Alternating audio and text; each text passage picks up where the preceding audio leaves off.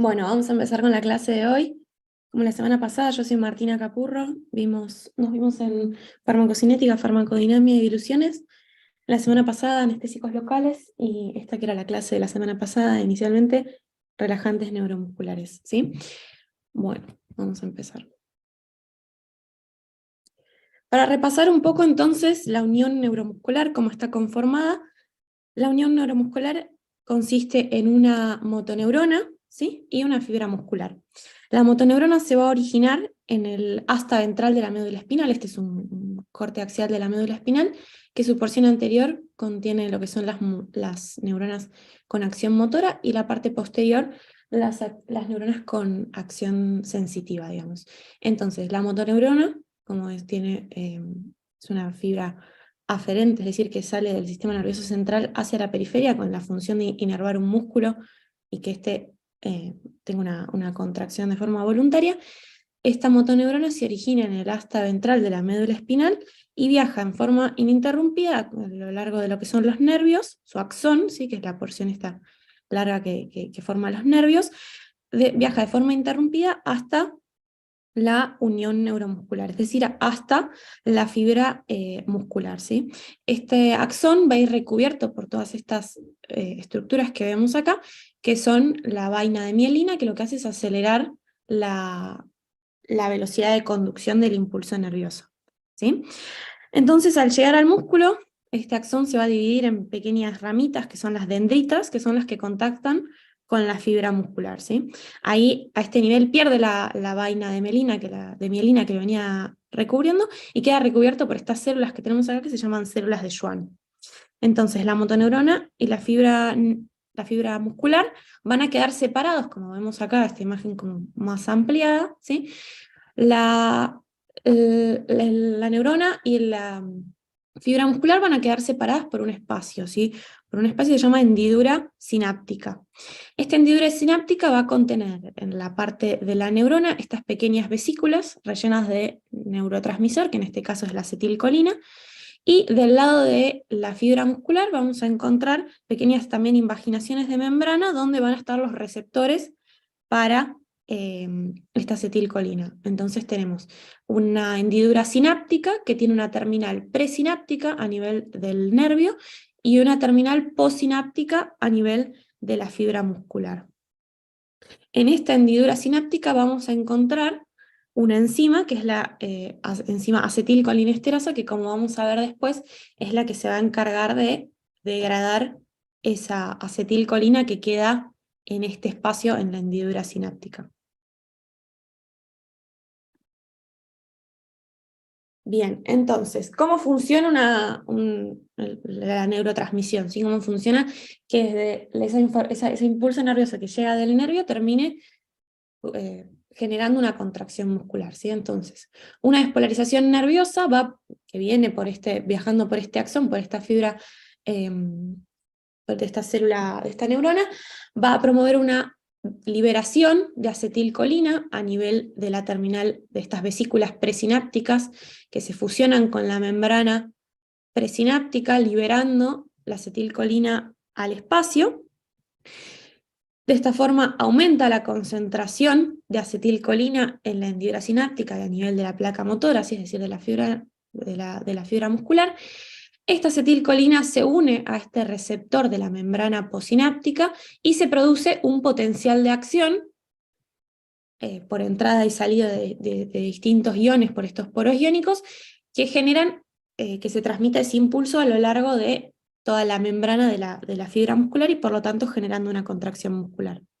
Entonces, repetimos, se transmite el potencial de acción nervioso y la terminal nerviosa se despolariza. Las moléculas de acetilcolina se van a unir a estos receptores que tenemos en la membrana posináptica. Estos receptores tienen dos subunidades que se llaman subunidades alfa, que ambas subunidades alfa tienen que estar ocupadas por una molécula de acetilcolina para que se genere el potencial de acción.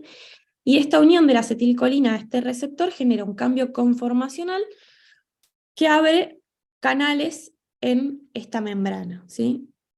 Estos canales que se van abriendo hace que entren sodio y calcio, ¿sí? A través de este poro abierto, y se genera un potencial de acción un potencial de acción muscular a nivel de la fibra muscular, ¿sí? Este potencial de acción se va propagando a lo largo de toda la membrana muscular y esto es lo que desencadena la contracción muscular. Y esta acetilcolina que dijimos que teníamos en el espacio, en la hendidura sináptica, va a ser hidrolizada, es decir, va a ser metabolizada por las acetilcolinesterasas, que son estas enzimas que se encontraban en la hendidura, lo cual genera que se recuperen los gradientes iónicos que se formaron recién en la hendidura y en la célula, en la fibra nerviosa, y por lo tanto que esto vuelva al reposo, ¿sí?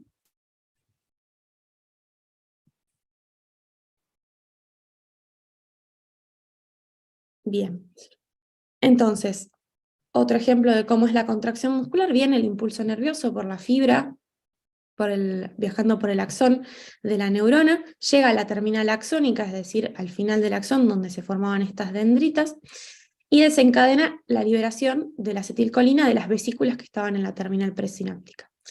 La acetilcolina difunde a través de la hendidura sináptica, se une a los receptores de la placa motora y desencadena, como dijimos recién, el potencial de acción muscular.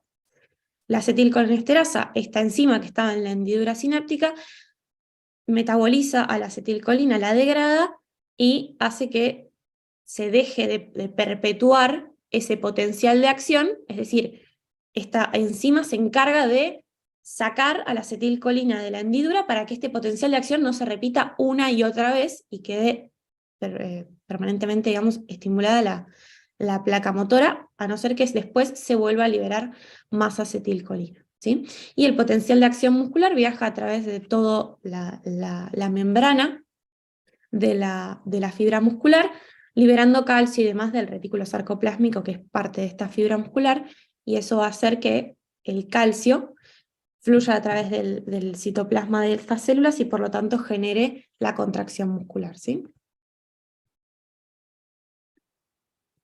Entonces, teniendo en cuenta que ahora sabemos cómo funciona la unión neuromuscular y cómo está conformada, ¿cómo es que van a funcionar los relajantes musculares? Los relajantes musculares lo que van a hacer es interferir con la transmisión neuromuscular normal. Entonces, la función que van a tener es paralizar los músculos esqueléticos, ¿sí?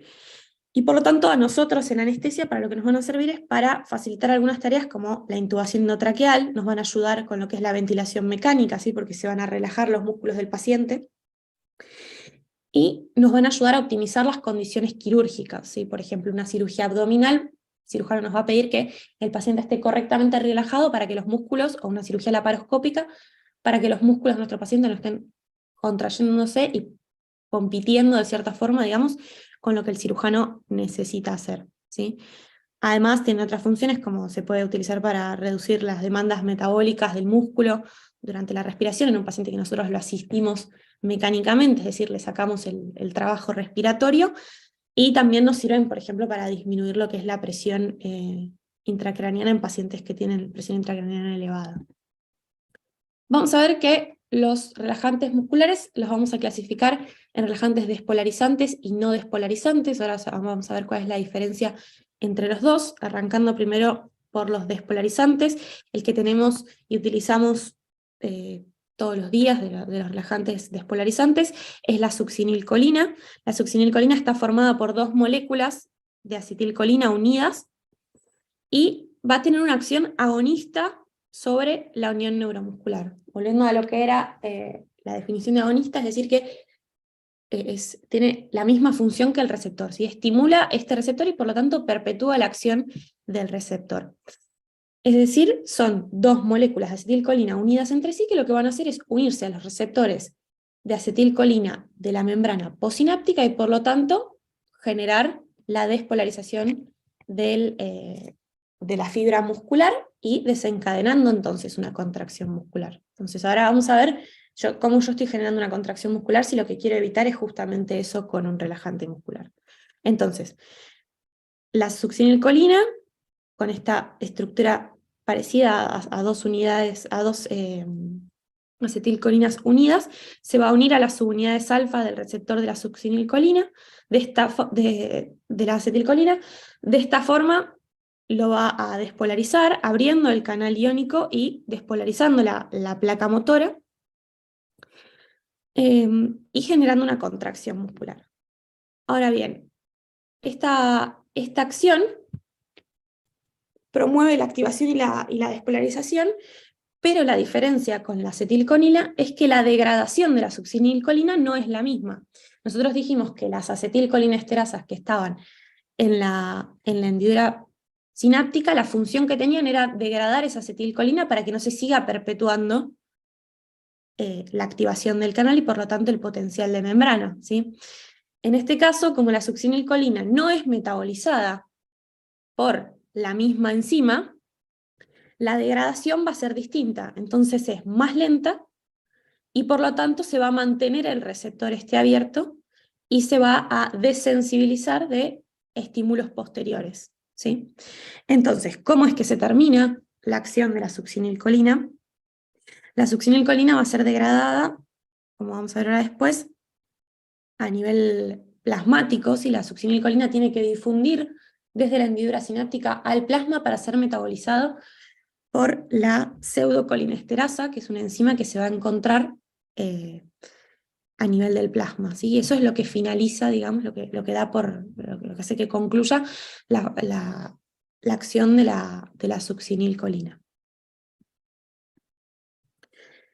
Datos importantes de la succinilcolina: la dosis que vamos a utilizar es 1 miligramo kilo, ¿sí? La ampolla de succinilcolina generalmente viene de 100 miligramos, así que tenemos que administrar 1 miligramo kilo. La ventaja que tiene es que tiene un inicio de acción rápido. El inicio de acción es aproximadamente a los 60-90 minutos y la duración total de su efecto es de solo 5 a 10 minutos, ¿sí? Entonces esto nos va a servir para determinadas ocasiones. Nos va a servir para pacientes que nosotros necesitamos hacer una intubación, por ejemplo, de secuencia rápida. Ahora voy a contar un poquito en qué consiste, y pacientes que yo los necesito tener relajados solamente por periodos cortos de tiempo, ¿sí? Cirugías que, por ejemplo, no sean cirugías abdominales y no voy a requerir que el paciente esté relajado todo el tiempo, podría ser una inducción anestésica y una relajación del paciente con succinilcolina. Pero la función más importante que nosotros utilizamos para la succinilcolina es esto que tenemos acá, que es la secuencia de intubación rápida. ¿Esto en qué consiste? Nosotros habitualmente cuando hacemos una inducción al paciente le vamos a dar algún analgésico como un opioide, le vamos a proveer de un inductor, ¿sí? Para que el paciente se quede dormido, y posterior a esto hacemos el relajante muscular para que el paciente no tenga la sensación de relajación muscular mientras está despierto, ¿sí? Es una sensación como de falta de fuerza generalizada. Lo hacemos una vez que el paciente está dormido. Y una vez que el paciente está dormido y hacemos el relajante muscular, como vamos a ver ahora después, tiene cierta latencia hasta que tienen efecto. Entonces va a ser un periodo que el paciente va a estar inconsciente, por lo tanto va a estar en apnea, es decir, que no va a estar respirando, y nosotros lo tenemos que ventilar con máscara facial a presión positiva, ¿sí? Entonces, si es un paciente que tiene, por ejemplo, estómago ocupado, como por ejemplo puede ser un paciente que no haya cumplido el ayuno porque es una cirugía de guardia, o una paciente embarazada que al tener la presión intraabdominal aumentada por su propio embarazo avanzado, tenga retardo en el vaciamiento gástrico, entonces tenga el estómago lleno, ¿sí?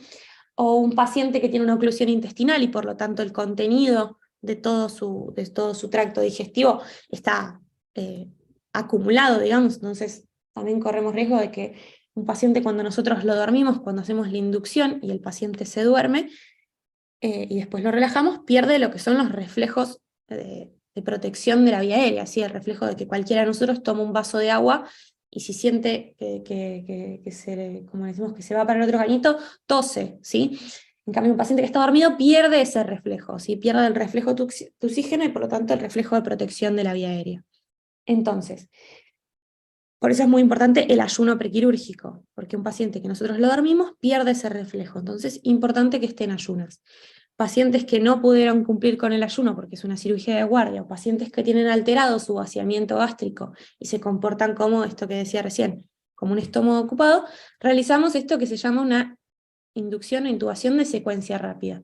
Nosotros le vamos a administrar al paciente prácticamente al mismo momento un inductor para que el paciente se quede dormido, ¿sí? Y un relajante muscular de acción rápida, como por ejemplo la succinilcolina, que nos va a permitir que en 30-60 segundos el paciente esté relajado y podamos hacer una intubación sin riesgo o con menor riesgo de que el paciente durante ese periodo se aspire, ¿sí? Entonces, ventajas de la succinilcolina: inicio rápido y rápida recuperación del tono muscular, inicio a los 60-90 segundos aproximadamente, recuperación a los 5-10 minutos. Pero, ¿cuál es la desventaja? Efectos adversos que vamos a ver a continuación. Cualquier duda me preguntan, chicos, como las otras veces. Entonces, efectos adversos de la succinilcolina. En primer lugar, todo lo que como esto tiene que ver con un relajante muscular que tiene una acción agonista de estos receptores, entonces por lo tanto genera contracción muscular. Es un paciente que nosotros, después de realizar la dosis de succinilcolina, vamos a ver que el paciente tiene fasciculaciones, que tiene contracciones musculares generalizadas, ¿sí? Que esto puede generar mialgias en el postoperatorio, es decir, dolor muscular, puede llegar a desencadenar rhabdomiólisis, que es la degradación de las fibras musculares, y también puede generar hipercalemia, ¿sí? Aumento del potasio sérico en plasma, ¿sí? Además, si estamos haciendo que este paciente tenga esas como contracciones involuntarias, podría generar regurgitación, ¿sí? de contenido gástrico. También la succinilcolina es un desencadenante de una complicación grave en anestesia, que es la hipertermia maligna. También tiene otros efectos adversos como elevación de la presión ocular, elevación de la presión intracraneana, ¿sí? Así que a tener cuidado con pacientes en cirugía oftálmica o en cirugía en neurocirugía. Y también puede generar reacciones de alergia, ¿sí? De anafilaxia. Entonces, succinilcolina, a grandes rasgos, recordemos, muy útil para intubación de secuencia rápida, ¿sí? O pacientes que los necesitamos tener relajados durante un breve periodo de tiempo, pero no nos olvidemos de todos los efectos adversos o potenciales complicaciones, ¿sí? Contraindicaciones, entonces, para utilizar succinilcolina: contraindicaciones absolutas, tener hipercalemias, o sea, potasio sérico elevado, ciertas enfermedades neuromusculares, tener déficit de pseudocolinesterasa, por eso que les decía antes, la pseudocolinesterasa es esta enzima que tenemos en el plasma, que es de producción hepática, ¿sí? Que hay ciertos pacientes que tienen un déficit congénito de pseudocolinesterasa, es decir, que directamente no producen pseudocolinesterasa, entonces van a presentar un bloqueo muscular, una relajación muscular prolongada, ¿sí? Porque en definitiva no tienen esta enzima que es la que encargada de degradar a la succinilcolina. Y también puede haber déficit de pseudocolinesterasa transitorio, ¿sí? O cuantitativos, ¿sí? Como por ejemplo estados en los que el paciente tenga una insuficiencia hepática, en las embarazadas, en los pacientes muy añosos, ¿sí? Así que ojo con eso, si es un paciente que después de una dosis habitual de succinilcolina permanece relajado, ¿sí? Aumenta el riesgo, pacientes con riesgo aumentado de hipertermia maligna, pacientes que tengan un antecedente familiar, un antecedente personal de hipertermia maligna, contraindicado absolutamente el uso de succinilcolina, y otras contraindicaciones relativas como lo que es la insuficiencia renal y otros trastornos musculares, ¿sí? Y pasando al otro grupo, dijimos que teníamos los despolarizantes como la succinilcolina, tenemos los relajantes no despolarizantes, que como los vamos a ver ahora, dependiendo de su estructura química, se van a dividir en dos grupos. Tenemos en un grupo alatracurio, ¿sí? Y en el otro grupo, que son los esteroides. Todos estos son los cuatro, son los que utilizamos habitualmente: rocuronio, becuronio y pancuronio, ¿sí? Los esteroides son los que terminan con esta terminación de uronio, ¿sí? Para que se los acuerden así. Estos relajantes musculares no despolarizantes, la función que van a tener, a diferencia de los despolarizantes, son antagonistas competitivos de la acetilcolina. Es decir, la succinilcolina tenía una acción agonista sobre el receptor de acetilcolina. La succinilcolina se unía al receptor posináptico, generaba el potencial de acción, la despolarización con esas contracciones o fasciculaciones musculares, y después lo dejaba en un periodo como inhabilitado a ese receptor, en un periodo refractario. Por otro lado, los relajantes no despolarizantes directamente no generan esa despolarización de la membrana, ya que lo que hacen son antagonistas competitivos de la acetilcolina en la membrana posináptica, es decir, van a unirse a los receptores posinápticos, inhibiendo, ¿sí? o contrarrestando que la acetilcolina se una a esos receptores y genera el potencial de acción, ¿sí? Y a diferencia de lo que dijimos antes, que la acetilcolina se tenía que unir a esas dos subunidades alfas para generar un potencial de acción, ¿sí? Ya con que los relajantes musculares no despolarizantes se unan a una sola de esas dos unidades alfas, ya evitan la apertura del canal iónico y por lo tanto la despolarización de la membrana. Entonces, los relajantes musculares no despolarizantes van a competir por la unión con el receptor de la acetilcolina. La vida media vamos a ver que va a ir variando dependiendo cada uno de los que mencioné recién. Van a tener menor cantidad de efectos adversos, que igual ahora los vamos a ver. Como quizás una desventaja, el inicio de acción es más lento, ¿sí? Y como una gran ventaja, van a contar con reversores específicos e inespecíficos para revertir, ¿sí? Para contrarrestar o terminar, digamos, la relajación muscular. Vamos a empezar con el atracurio entonces. La dosis del atracurio es de 0,3 a 0,6 miligramos kilo, generalmente hacemos 0,5 miligramos kilo. Va a tener una latencia de inicio de acción de 3 a 5 minutos, ¿sí? Generalmente 4 minutos. Va a tener una vida media de 30 minutos. La principal indicación que vamos a tener para la utilización del atracurio es la insuficiencia renal, porque a diferencia de los otros que vamos a ver después, de los que eran los ésteres, no va a tener eliminación renal, y una característica muy particular del atracurio, ¿sí? Es cómo es su vía de eliminación. La vía de eliminación del atracurio es por la vía de Hoffman o hidrólisis de Hoffman, es independiente de la función renal y la función hepática. La vía de Hoffman o eliminación de Hoffman tiene que ver con el pH y la temperatura de nuestro paciente, ¿sí? Por eso es importante todo lo que es la termorregulación en quirófano. Un paciente que lo tenemos muy frío, por ejemplo, puede ser que se prolongue la duración del bloqueo muscular, ¿sí? Entonces, importante, así como dato de color del atracurio, recuerden la hidrólisis o metabolismo por vía de Hoffman, ¿sí? Principal indicación, pacientes con insuficiencia renal. La atracuria lo usamos, por ejemplo, en cirugías de trasplante renal, ¿sí? El rocuronio, de los ésteres, me parece que es el más utilizado, el más difundido. La dosis que vamos a utilizar habitualmente para una intubación o para una inducción normal, ¿sí? Habitual, es de 0,6 miligramos kilo. Va a tener una latencia de 90, 120 segundos, ¿sí? 1 minuto y medio, 2 minutos, con una vida media de 40 minutos. La principal ventaja que tiene es que vamos a ver a continuación que tiene un reversor específico, que es el Sugamadex.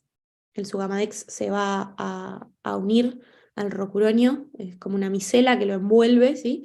Y de esa forma lo hace que deje de tener actividad, ¿sí? Lo inactiva, ¿sí? Y esto hace que el rocuronio, de cierta forma, sea una droga muy segura, porque si nosotros tenemos un paciente que tenemos que revertirle la relajación muscular de forma rápida, ¿sí? En caso de contar con su Gamadex, de su reversor específico, lo podemos hacer y quedamos tranquilos de que el paciente no va a contar con debilidad muscular posterior, ¿sí?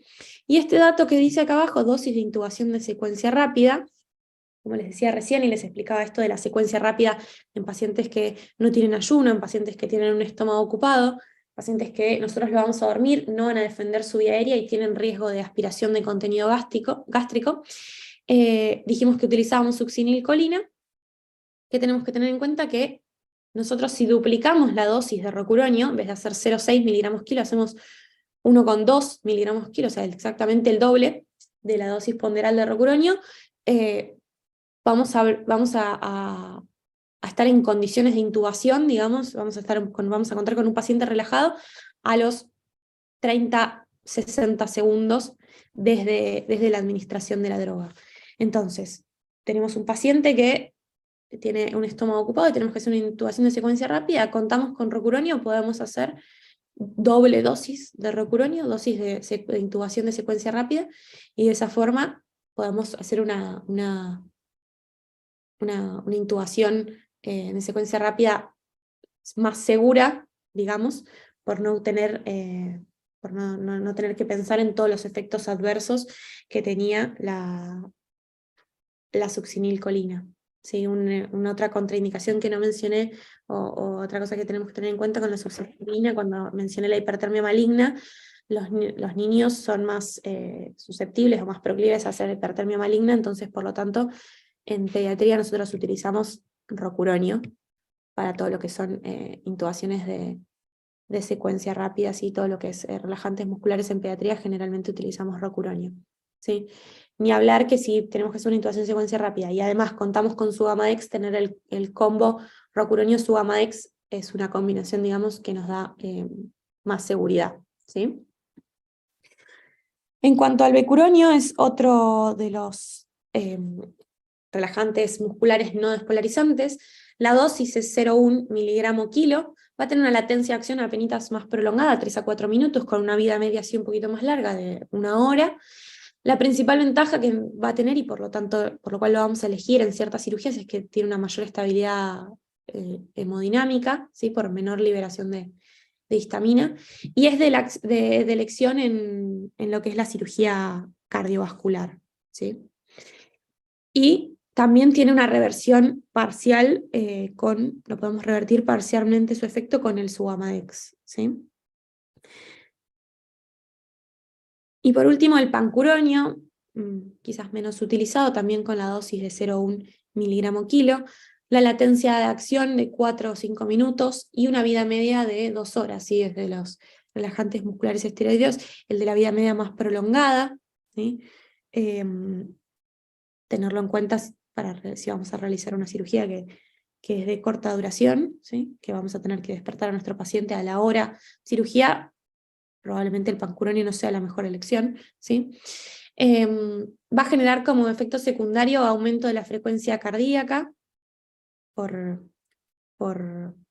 a generar un efecto vagolítico, ¿sí? por estimulación ganglionar, y por lo tanto, como una estimulación simpática, aumento reflejo de la frecuencia cardíaca, y de los 3 relajantes musculares esteroideos que vimos, es el que va a tener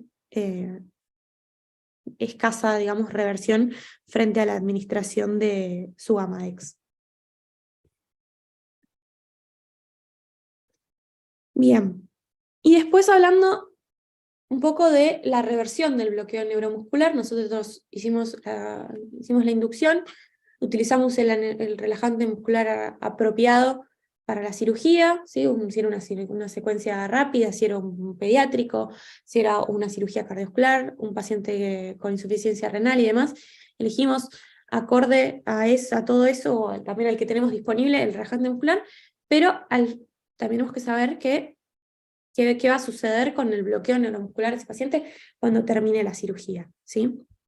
Tenemos formas de revertir este bloqueo neuromuscular, puede ser una reversión más inespecífica como la de la neostigmina, o, como dijimos recién, un reversor altamente específico como el Suvamadex. ¿Sí? Bien, la neostigmina entonces es un fármaco con acción anticolinesterásica que lo que va a hacer es inhibir a la acetilcolinesterasa, ¿sí? A esa enzima que estaba en la, en la, en la hendidura presináptica, en la hendidura sináptica, va de esta forma a inhibir a esta enzima que degradaba la acetilcolina, entonces va a aumentar la concentración de acetilcolina en la hendidura sináptica y a nivel de la placa neuromuscular. Entonces, de esta forma, ¿sí?, aumenta la cantidad disponible de acetilcolina en la unión neuromuscular y hace que se pueda unir a los receptores postsinápticos y de esa forma, ante un estímulo nervioso, ¿sí?, ante un paciente que tiene, que está consciente, ¿sí?, como le digo, quiere respirar, digamos, ¿sí?, el paciente va a poder hacerlo, ¿sí?, porque tiene el estímulo nervioso, ¿sí?, que al llegar a la hendidura sináptica, por aumento de la concentración de acetilcolina, se une a los receptores postsinápticos y de esa forma genera el potencial de acción, ¿sí?, y la contracción muscular. Por lo tanto, el paciente puede respirar, digamos, ¿sí? Entonces, como decíamos antes, los relajantes musculares no despolarizantes, no como la succinilcolina, sino todos los que vimos después, tienen una unión competitiva con este receptor. Entonces, como dijimos que era una unión competitiva, si nosotros aumentamos la concentración de acetilcolina en la disponible para unirse a los receptores, eso va a generar que se desplace el relajante y por lo tanto se revierta el bloqueo, ¿sí? Ahora, ¿qué efecto secundario puede tener la utilización de neostigmina? ¿Sí? Al aumentar la concentración de acetilcolina disponible en la unión neuromuscular, también se van a estimular otros receptores. Nosotros dijimos que los receptores de acetilcolina que estaban en la unión neuromuscular eran receptores nicotínicos, pero también tenemos en otras localizaciones receptores de acetilcolina de tipo muscarínicos, ¿sí?, que van a tener otras funciones. Y, por ejemplo, pueden tener efecto al nivel de lo que es la conducción cardíaca, ¿sí? Puede generar, por estímulo de los receptores muscarínicos, una bradicardia, ¿sí?, o en casos graves una sistolia por afectar la conducción del nódulo sinusal, ¿sí?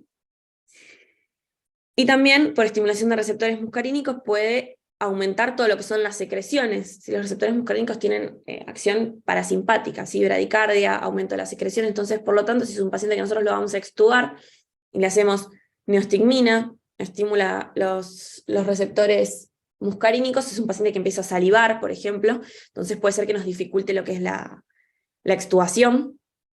Entonces, ¿qué podemos hacer para evitar esto? Es utilizarlo en conjunto con atropina, ¿sí?, y de esta forma evitar las bradicardias, ¿sí?, y contrarrestar este aumento de las secreciones, ¿sí? La dosis que vamos a hacer de neostigmina es de 0,03 a 0,07 miligramos kilo por cada vez que la administremos, ¿sí? Generalmente 0,05 miligramos kilo dosis, ¿sí? Y el otro reversor, que era ese específico que dijimos, es el Sugamadex. Es el reversor específico para relajantes neuromusculares no despolarizantes de tipo esteroideo, ¿sí?, no el atracurio. El mecanismo de acción es una micela, así que lo que hace es envolver, digamos, al relajante muscular y sacarlo de la hendidura sináptica, de la placa motora, y de esa forma liberar al receptor y permitir nuevamente la acción de la acetilcolina, es decir, que la acetilcolina se una de vuelta a su receptor y genere el potencial de acción. Y la dosis que vamos a administrar va a depender del grado, de la profundidad del bloqueo que tenga nuestro paciente. La dosis es de 4 a 16 miligramos kilo, dependiendo del nivel de bloqueo. Entonces,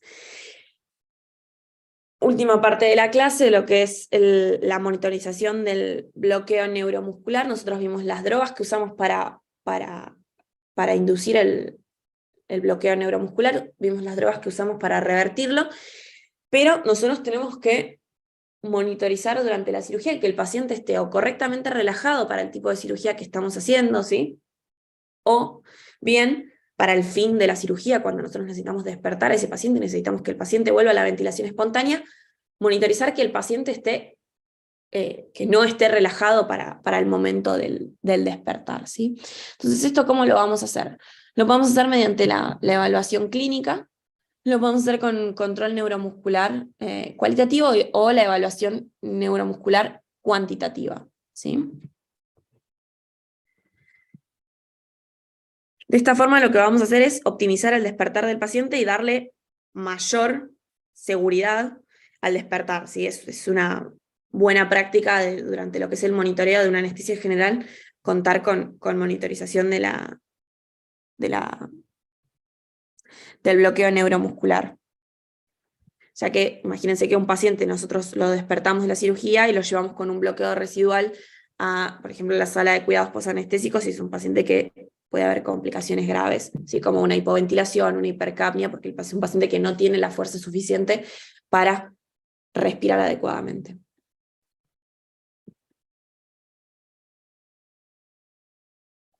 Entonces, lo que es la evaluación clínica es bastante subjetivo, sí, va a depender del anestesiólogo que lo esté mirando al paciente. Se van a evaluar distintas cosas que se le van a pedir al paciente, ¿sí? Como por ejemplo, agárreme la mano y apriéteme las manos, ¿sí? Que el paciente levante la cabeza de la almohada y la pueda mantener 5 segundos, ¿sí? Que saque la lengua, que abra los ojos, ¿sí?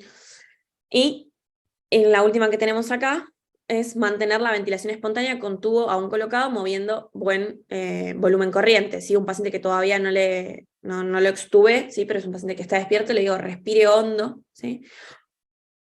O respire normalmente un par de veces y ver si el volumen, el VT, el volumen corriente que mueve ese paciente es el adecuado para él o está siendo insuficiente, ¿sí?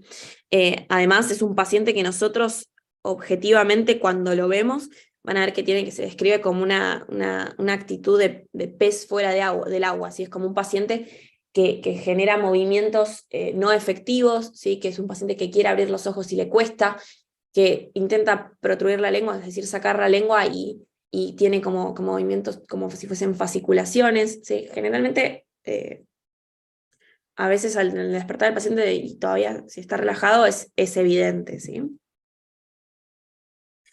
Distintas sensibilidades y especificidades de lo que son distintas pruebas clínicas para evaluar la relajación muscular residual en pacientes despertando la anestesia, en comparación con esto que vamos a ver ahora después, que es el tren de 4, ¿sí? Paciente que se le pide sonreír, se le pide tragar, que hable. Si es un paciente que tiene esta debilidad generalizada, o que uno le pregunta, ¿te cuesta respirar? Y es un paciente que le cuesta manifestarlo, ¿sí? Bueno, incapacidad para levantar la cabeza o la pierna durante 5 segundos, para mantener el puño cerrado o apretar la mano al anestesiólogo durante 5 segundos y demás, ¿sí? Y lo que es el control muscular cualitativo, y después vamos a ver el cuantitativo, para esto vamos a utilizar estimuladores de nervios periféricos, ¿sí? Lo que se hace el neuroestimulador, se utilizan unos electrodos que se ponen en algún territorio nervioso. Se suele usar el territorio del nervio cubital, ¿sí? Para para estimular el músculo aductor del pulgar. Y de esa forma ver si ante un estímulo nervioso hay contracción muscular o no. A grandes rasgos, la diferencia entre el control muscular cualitativo y el cualitativo y el cuantitativo. En el cuantitativo, como vamos a ver después, se utiliza un acelerómetro que se pone en el pulgar del paciente, y eso lo que hace es compara este dispositivo, compara la diferencia de fuerza a grandes rasgos, así hablando para que se entienda, entre una contracción muscular y la siguiente, ¿sí? Con el estímulo, con estímulos sucesivos, estímulos nerviosos sucesivos, ¿sí? Cómo cambia la contracción muscular al estímulo repetitivo, ¿sí? Mientras que el control muscular cualitativo simplemente es a la visión, ¿sí? O al agarrarle el dedo al paciente y decir, me parece que lo contrae más o contrae menos, ¿sí? Entonces utilizamos un neuroestimulador, ¿sí? Estimuladores de nervios periféricos, ahora tenemos una foto a continuación, donde se colocan 2 electrodos, un electrodo negro y un electrodo rojo. Lo que hace el electrodo negro es despolarizar la membrana, mientras que el rojo la hiperpolariza, ¿sí? y de esta forma generar una contracción muscular, ¿sí? Se pueden utilizar 3 tipos de patrones distintos para la estimulación. Se puede utilizar el tren de 4, el TOF, lo que le decimos habitualmente el TOF, que son 4 estímulos cada medio segundo. La estimulación tetánica, que es una serie de estímulos muy rápidos durante 5 segundos. Y la estimulación doble ráfaga, que son 2 estímulos separados por una cantidad de tiempo, ¿sí? Por 750 milisegundos. El control cualitativo, entonces, como les decía recién, es algo que nosotros vamos a objetivar así a simple vista, ¿sí? Nos va a ayudar a orientar más o menos qué tenemos que hacer, ¿sí? Pero tiene una sensibilidad baja para el bloqueo neuromuscular residual, porque es algo que nosotros vamos a ver así a ojo, digamos, ¿sí? Por lo tanto, siempre deberíamos utilizar métodos de evaluación cuantitativos. Si acá tenemos los 2 electrodos, se ponen en el territorio del nervio radial y vamos a ver la contracción del aductor del pulgar. Entonces, el control muscular cuantitativo lo que nos permite es estimular el nervio y registrar la respuesta de este estímulo, ¿sí? De esta forma, con el acelerómetro, que ahora vamos a ver en una imagen después, que se le pone al paciente en el dedo, directamente lo que hace es el software del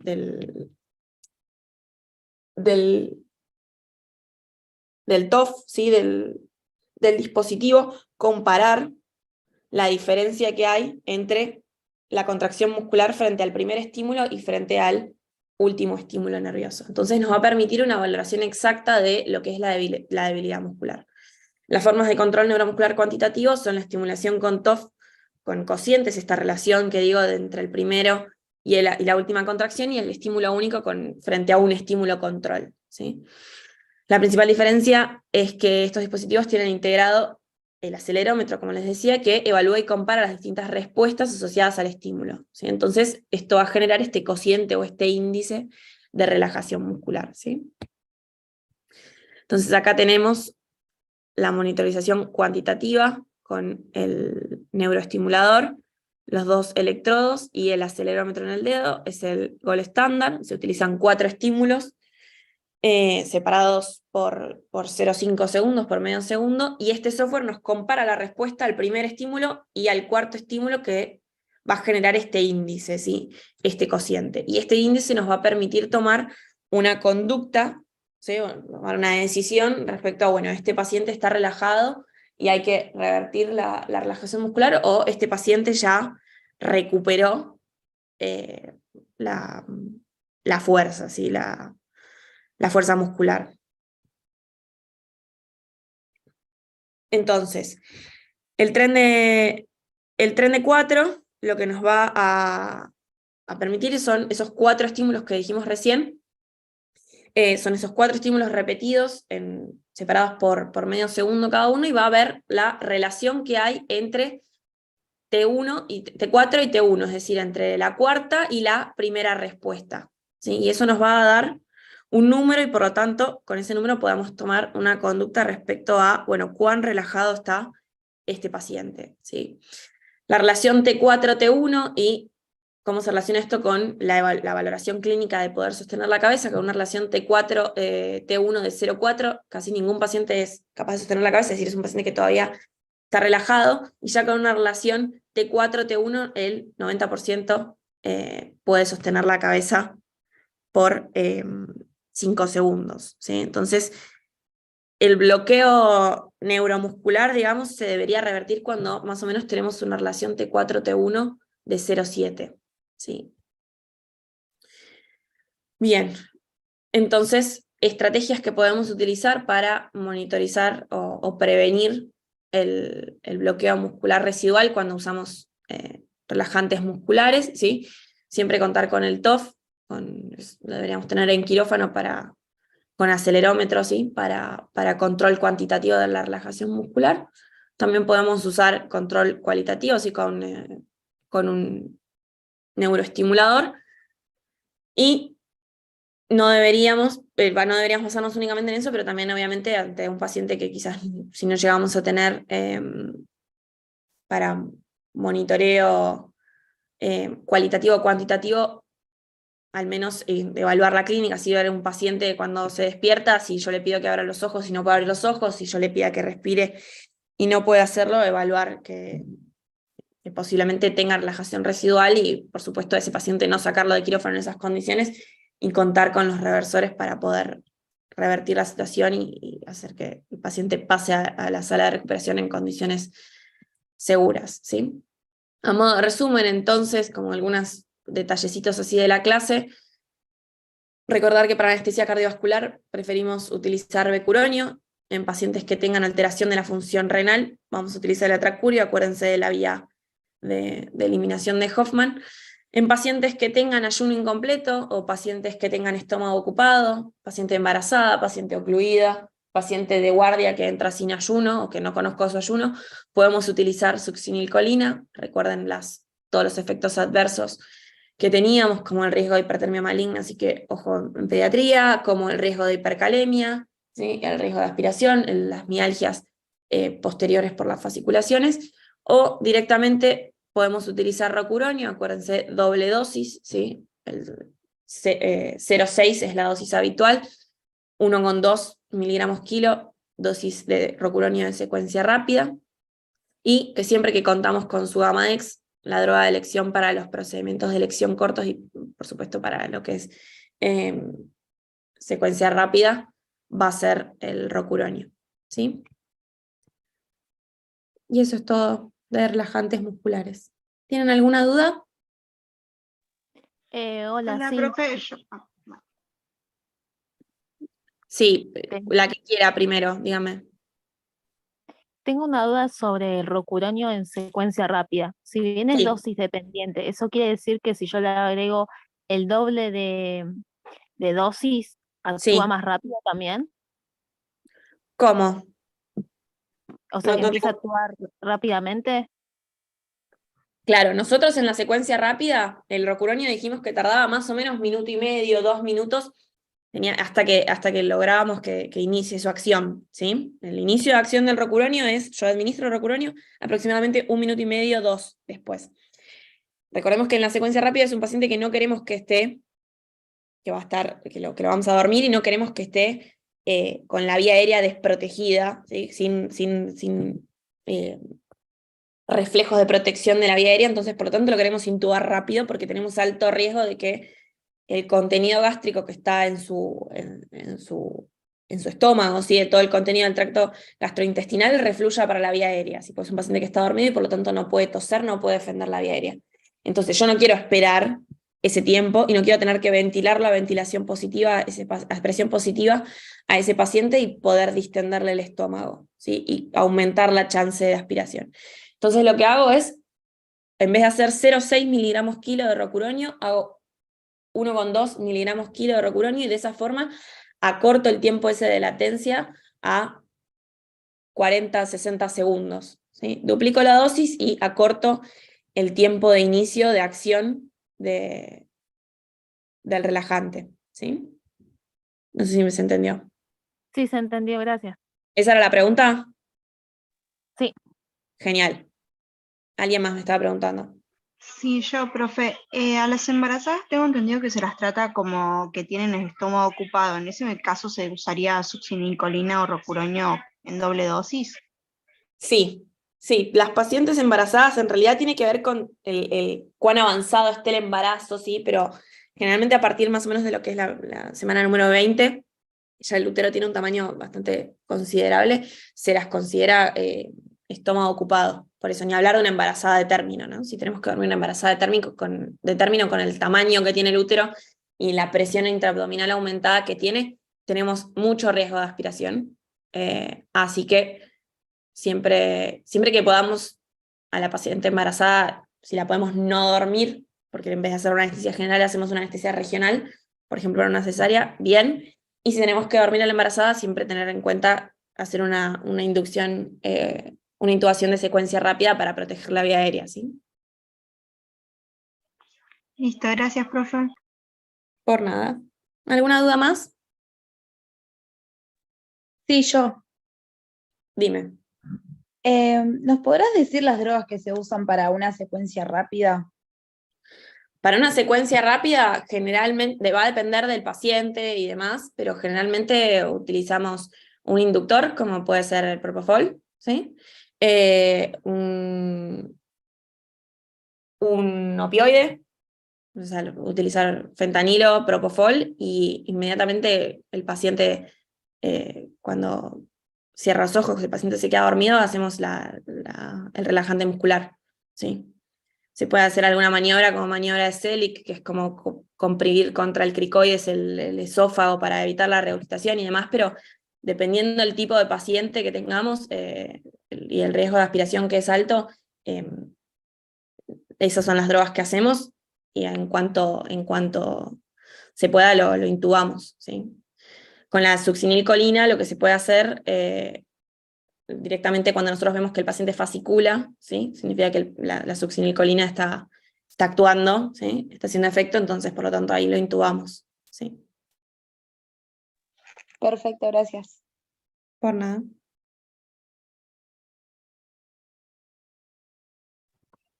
Profe, una consulta. Sí. ¿El parcial cómo va a ser de la próxima semana? Tengo entendido que va a ser presencial y creo que son choice y casos clínicos. Creo.